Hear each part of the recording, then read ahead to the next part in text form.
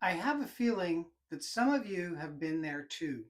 That feeling that life just isn't what it should, that we are just not what we should be. The fact that we're not living the life that we want to live.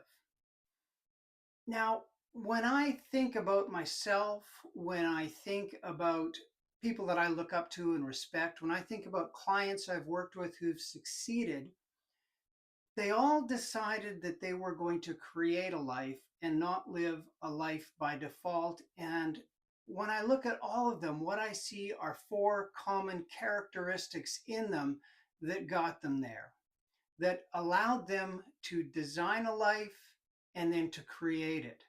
And if you want to do that, you're going to need these four characteristics. So the first thing that you are going to need is honesty.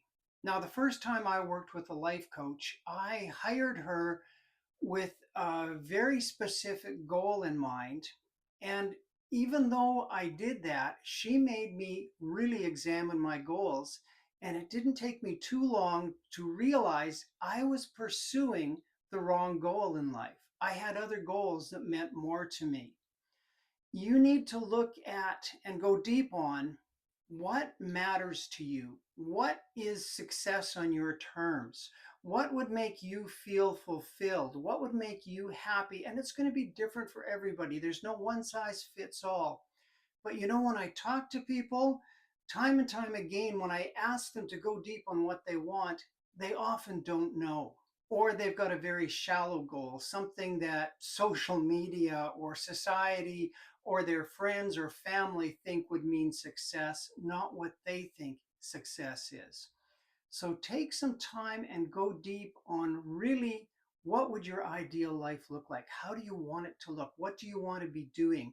You need to think about your health and your fitness, your finances, your relationships, your career, your job, your business, and really decide this is what I want.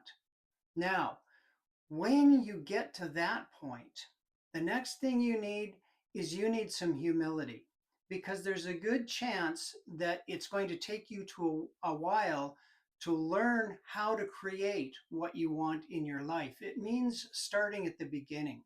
It means looking like a beginner. It means making some mistakes along the way. It means backtracking a little bit. And that can be very humbling, not only to ourselves, but especially when others see us making those changes in our lives. There are going to be people that ridicule you or make fun of you or criticize you for even trying to change. It's going to take humility. The next thing you need is courage. And this goes hand in hand with humility, believe it or not.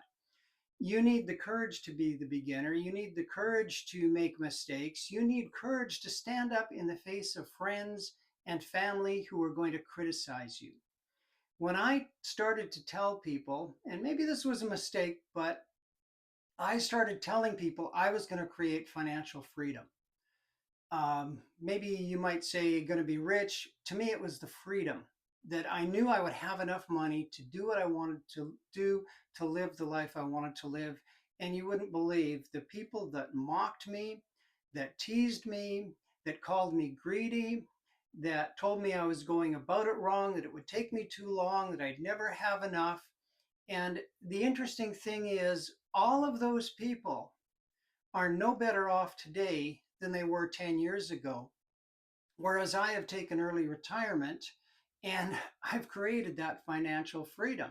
I'm not bragging because it wasn't my idea. I learned from others how to do it. But it took me some courage to face some of these people, sometimes daily, and know that they were judging me for what I was trying to do. But my goal meant enough to me that I could stand up to that ridicule. It gave me the courage to keep going. The final thing that you're going to need, and this is the one that is the least fun, that's discipline. Serena Williams once said, discipline is freedom. And in my estimation, truer words were never spoken.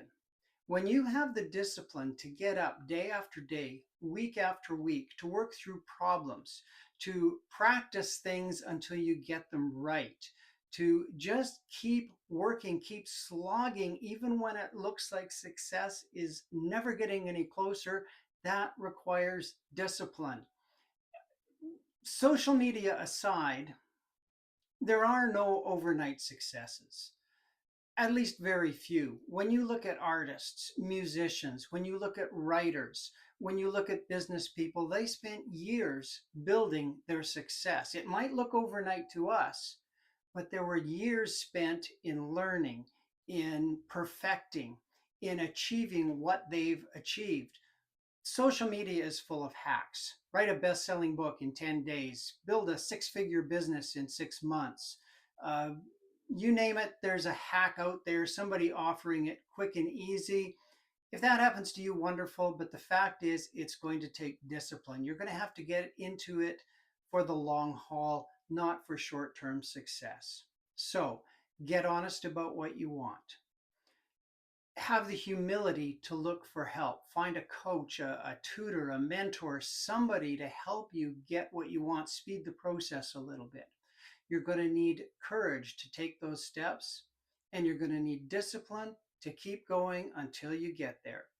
If you're still with me, I would love to hear your comments. Post something below about what you are going to achieve. Thanks for watching, and I'll see you next time.